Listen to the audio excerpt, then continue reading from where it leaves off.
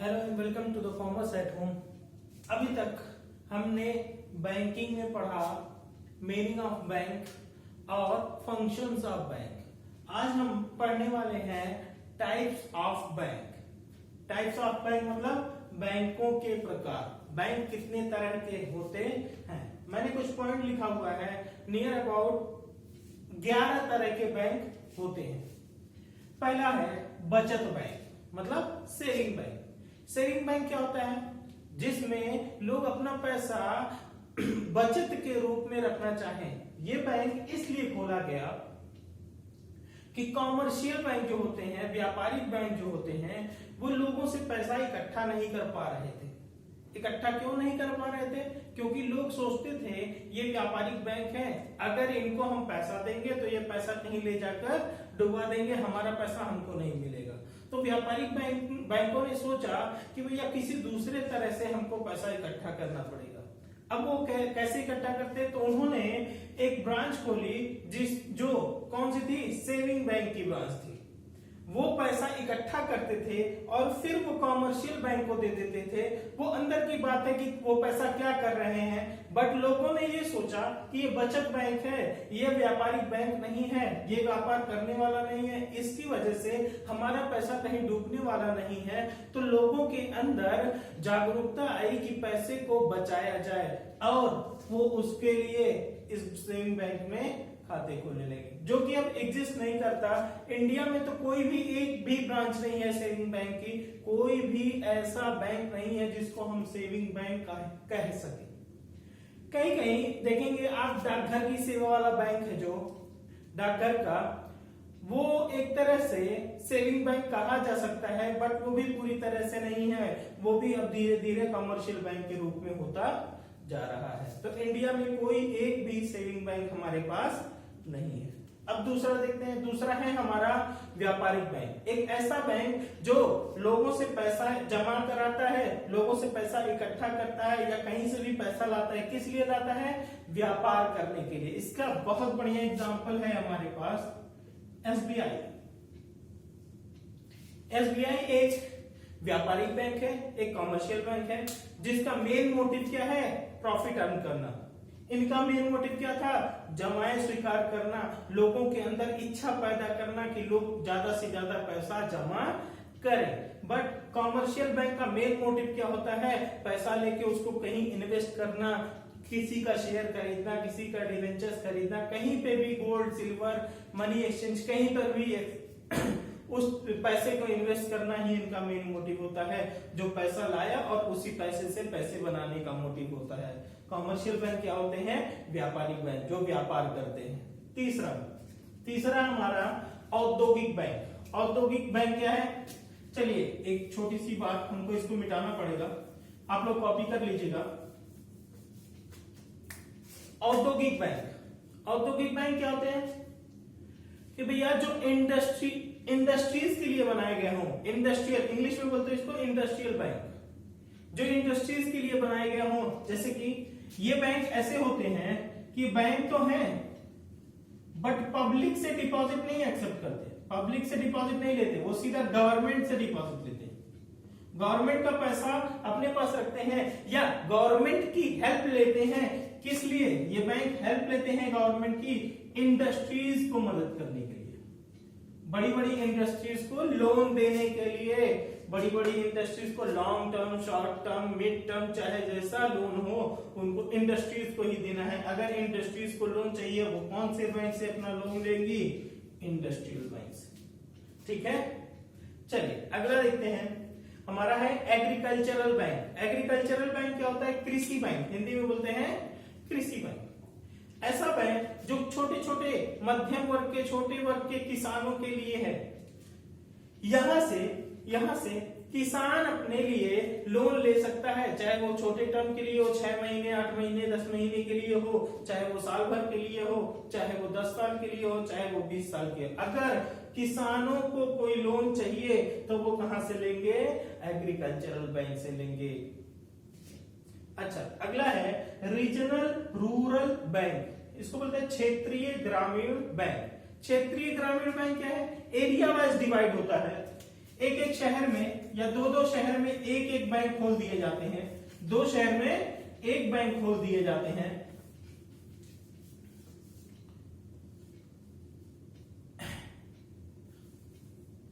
एक बैंक खोला गया, अब इसका एरिया है एक शहर से दो शहर, या तो ये एक शहर में काम कर सकता है या मैक्सिमम दो शहर में काम कर सकता है, उससे ज्यादा ये काम नहीं कर सकता, दो शहर से ज्यादा ये काम नहीं कर सकता। तो इसकी एरिया लिमिट क्या है? 2 सिटीज। अब दो शहरों के आसपास मान लीजिए कोई सिद्धार्थनगर डिस्ट्रिक्ट है। अब डिस्ट्रिक्ट में शहर टाउन एरिया, एक एरिया होता है रूरल, एक एरिया होता है अर्बन। मतलब टाउन एरिया शहर को बोलते हैं, सिटी को बोलते हैं अर्बन, और जो बाहरी क्षेत्र मतलब गांव देहात एरिया को, उस शहर के गांव देहात एरिया को क्या बोलते हैं? Rural area. अगर गरीबों के लिए, मतलब जो गांव में रहते हैं, गांव में जो गरीब रहते हैं, उनको टाइम टाइम पर लोन प्रोवाइड करने की सुविधा देने के लिए सरकार ने हमारे लिए क्या बनवाया? Regional rural bank. एक एरिया में या दो शहरों में एक बैंक खोल दिया जाता है, वो ज्यादा से ज्यादा गरीबों के लिए मदद करने के लिए बनाया जाता है। क्लियर? अच्छा, अब आते हैं सहकारी बैंक। सहकारी के लिए हमें एक एग्जाम्पल छोटा सा समझना पड़ेगा। अगर हम सहकारिता समझ लेते हैं तो हम सहकारी बैंक को भी समझ लेंगे आराम से। चलिए आगे देखते हैं। सहकारी बैंक के लिए एक एग्जाम्पल छोटा सा मान लेते हैं। आप लोग 5 दोस्त हो,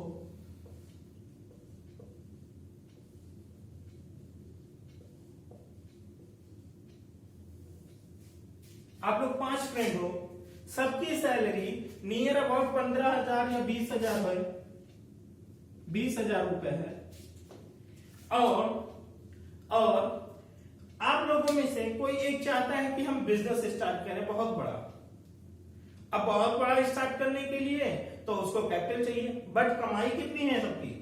20,000 रुपए। इसने कहा, एक आदमी था, ये नाम था जिसका, उसने कहा कि देखो भाइयों, ऐसा करते हैं, अपनी सैलरी से 5-5 हजार, अपनी सैलरी से 5-5 हजार रुपए हर मंथ निकालते चलते हैं। अब बताइए, अगर 5,000 रुपए हर मंथ निकल रहा है 5 लोगों में से, तो एक महीने के लिए कितना हो गया?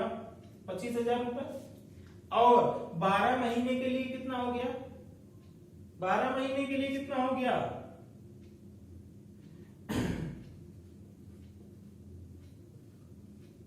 3 लाख रुपए। कितने हो गए? 3 लाख रुपए।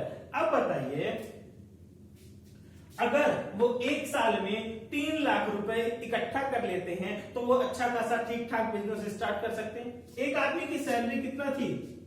20,000 रुपए। बट अब बताइए, अगर इन 5 लोगों ने इकट्ठा किया एक साल में 3 लाख रुपए, इस साल में उसने सोचा कि ए पैसा ले जाए, इस साल का पैसा ए ले जाता है और इससे वो बिजनेस स्टार्ट करता है, तो बाकी ये 4 को तो कोई पैसा नहीं मिला।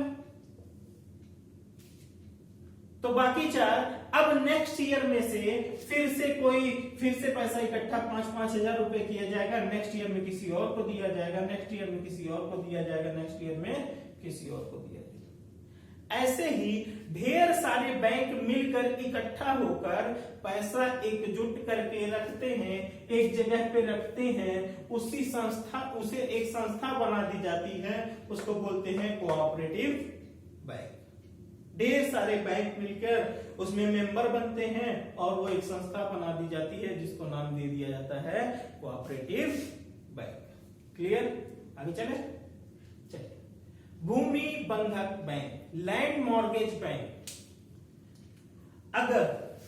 अगर आपको लोन लेना है, अगर आपको लोन लेना है और वो लोन जमीन से रिलेटेड है, तो वो कौन से बैंक से लोन मिलेगा?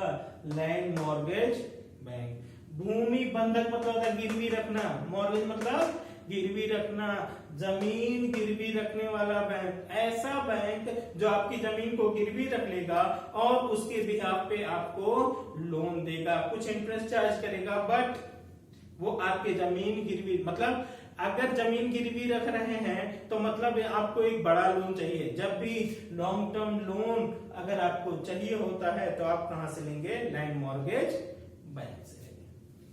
अच्छा, अगला है हमारा राष्ट्रीय कृषि तथा ग्रामीण विकास बैंक। राष्ट्रीय कृषि तथा ग्रामीण विकास बैंक, इसको बोलते हैं नाबार्ड। क्या बोलते हैं? NABARD.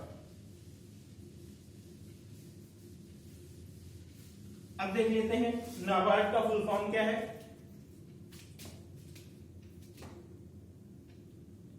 National bank for agricultural and rural development. भैया ये जो दो बैंक थे ना, कृषि बैंक, एग्रीकल्चरल बैंक और उसके साथ साथ रीजनल रूरल बैंक, ये दो अलग अलग काम करते थे। कृषि के लिए अलग काम करते थे और ग्रामीणों के लिए अलग। मतलब गांव में भी किसान होते हैं और शहर में भी किसान होते हैं।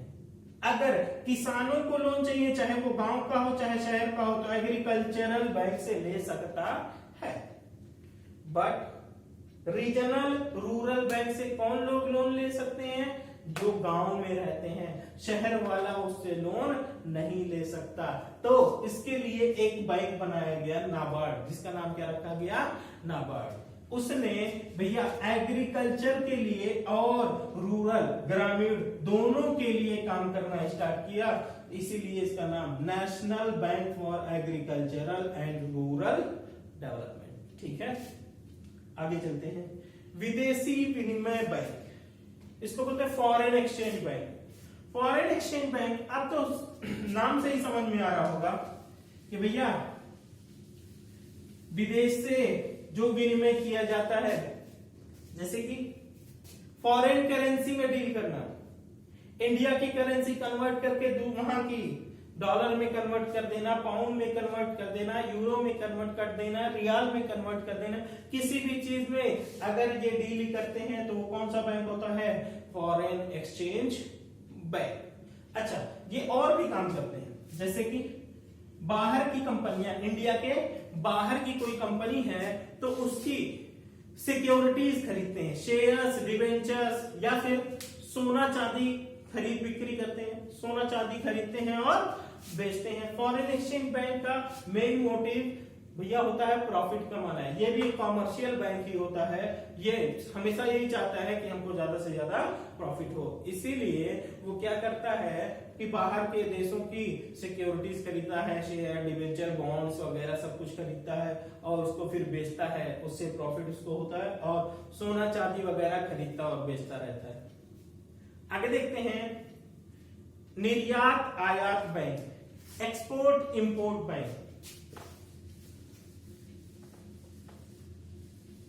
अब एक्सपोर्ट और इंपोर्ट बैंक, ऐसा बैंक जो जिसमें हम और आप जाकर पैसे जमा नहीं कर सकते, जाकर पैसे निकाल नहीं सकते।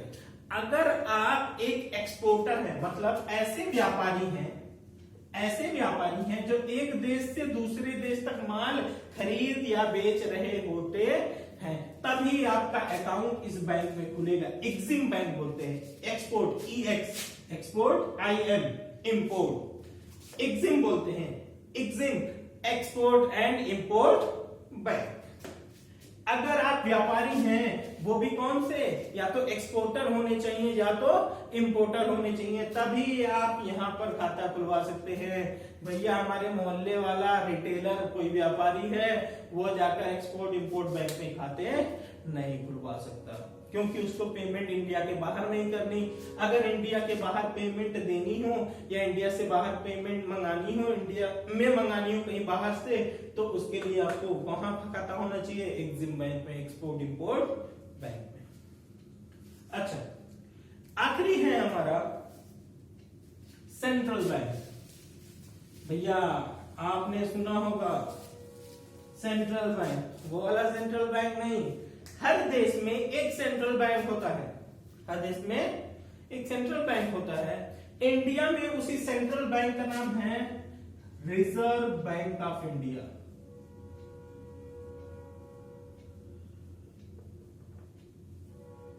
जिसको हम शॉर्ट में बोलते हैं आरबीआई। आरबीआई 1 अप्रैल 1935 को बनाया गया। पहले मेन बैंक इंडिया का था इंपीरियल बैंक। इंपीरियल बैंक जो कि अब एसबीआई के नाम से जाना जाता है, वो पहले इंपीरियल बैंक के नाम से जाना जाता था। इंपीरियल बैंक को 1935 में तोड़ दिया गया। एक बैंक बनाया गया आरबीआई, एक बैंक बनाया गया एसबीआई। एसबीआई जो है उसको कॉमर्शियल बैंक बनाया गया, अधीनस्थ भी बनाया गया, एजेंट बनाया गया। मतलब आरबीआई के अंडर काम करने वाला होता है एसबीआई, क्योंकि आरबीआई की ब्रांचेस इंडिया भर में हर जगह नहीं है, बड़े बड़े शहरों में ही सिर्फ। तो जहां पे आरबीआई का काम होता है और वहां पे आरबीआई की ब्रांच ना हो, तो उसकी जगह पे कौन काम करेगा? एसबीआई। अब मेन काम सारे इसको दे दिए गए, जैसे कि नोट इशू करना, बैंकिंग सिस्टम पर कंट्रोल करना, प्राइस बढ़ने पे मुद्रा की वैल्यू मतलब मनी की वैल्यू में ज्यादा फ्लक्चुएशन ना हो उसको कंट्रोल करना, मॉनेटरी पॉलिसी जिसको बोलते हैं। अच्छा, बैंकिंग रेगुलेशन एक्ट चलाना। भैया जितने भी बैंक होते हैं वो किसके अंडर में होते हैं? आरबीआई के अंडर में होते हैं। आरबीआई को 1935 में बनाया गया, बट उस टाइम उसको नेशनलाइज राष्ट्रीयकृत नहीं किया गया। उसको राष्ट्रीयकृत किया गया कब? 11 जनवरी 1949, 11 जनवरी 1949 को। क्लियर? ये था हमारा टाइप्स ऑफ बैंक। अब दूसरा पॉइंट इसी में हम पढ़ना चाहेंगे। अगर बैंक हमने पढ़ा, बैंक के बारे में लोन बहुत सुनता होगा आ रहे हैं हम लोग, तो लोन के बारे में हम बता देते हैं थोड़ा सा। Terms of loan.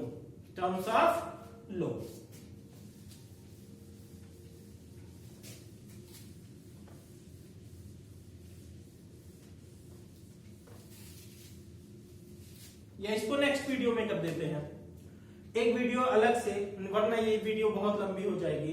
तो आप लोग इस वीडियो को पूरी देखिएगा, अच्छे से कॉपी कर लीजिएगा, जितना भी समझ में आएगा उसको लिखने की कोशिश करिएगा। अगर आपके पास बुक नहीं है तो आप मुझसे मटेरियल मांग सकते हैं, आप मुझे व्हाट्सएप कर सकते हैं इस नंबर पे।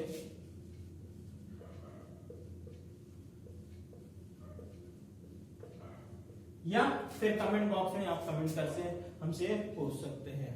Please do like, share and subscribe. Thank you.